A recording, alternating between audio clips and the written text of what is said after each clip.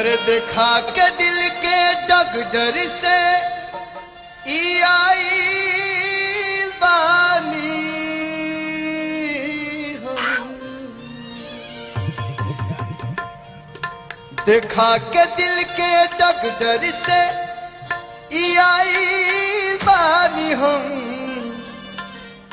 है भाई एगो चुम्मा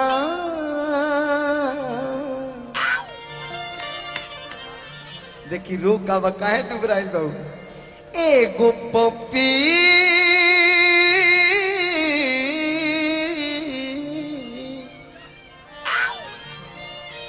एगो चुम्मा भी न खाली दुबराइल बानी हम।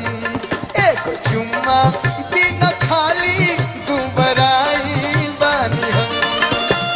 देखा कर दिल के डगडर से देखा के दिल के डगडर से आई बानी हम। एगो चुम्मा एगो पप्पी एगो चुम्मा बिना खाली दुबराइल बानी हम। एगो पप्पी बिना खाली दुबराइल बानी हम।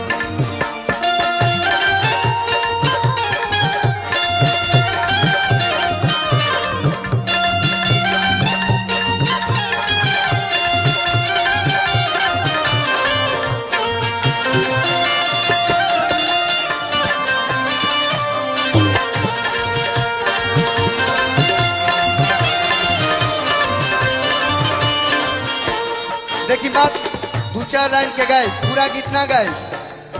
गावत रहली एक जानी चुम्मा लेगा दवाई खोज रहल बा तले ही में कल्पना जी गीत गावत भेटा गईली एगो चुम्मा लेला राजा जी। अब तो जनाइल क्यों कराल दवाई हो गई। अरे गावत रहली एक जानी चुम्मा लेला डॉक्टर के पर्ची दे के कहली दे दा।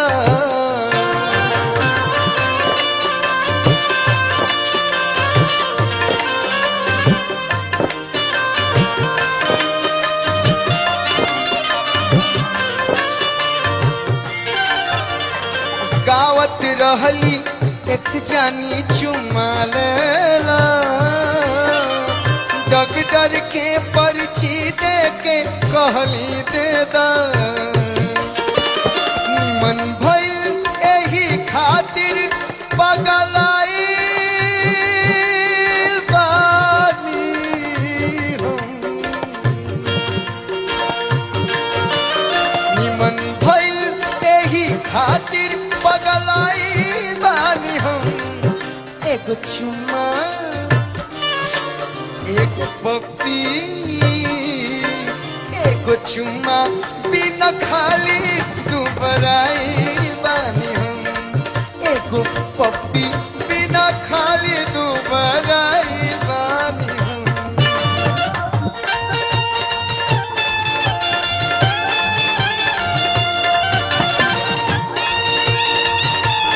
बड़े भाई श्री मकसूदन राय जी भरौली 100 रुपये पुरस्कार।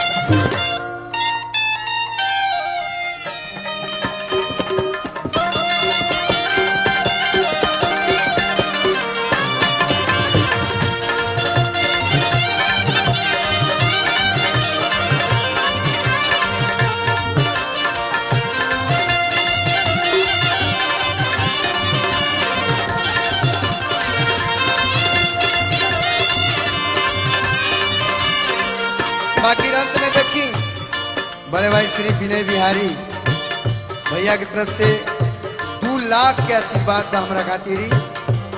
भैया के स्वागत बा। डीजे राय जी मदन तबला वादक के 100 रुपया नमस्कार बा आपके भी। 100 रुपया का पुरस्कार बा कुदमन भैया की तरफ से स्वागत बा आपके भी। बाकी आगे देखी अरे भाई चुम्मा वाला गीत गावल एगो अलग बात हो गई। अब केहू जाके कहे कि दम दे दही कति दुबराइल बनी एकरा पर अब सोची का होई। अब सरियाम जब गावत रही कल्पना जी तक केहू आ कैसन व्यवहार करे तो ओकरा संगे लोग कैसन व्यवहार करे वह व्यवहार ओकरो संगे भइल बा। देखी कैसे, अरे इतने कहते कई गो चप्पल खा गईनी, इतने कहते कई गो चप्पल खा गईनी, बिना दवाई के हम बरन आ गईली।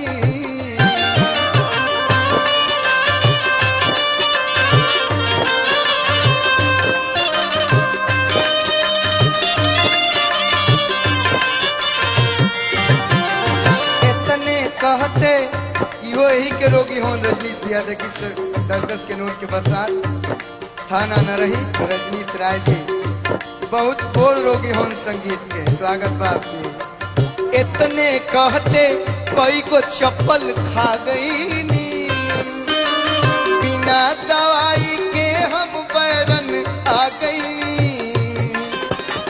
कैसे मांगी कही दा अर्ज कुछ बानी,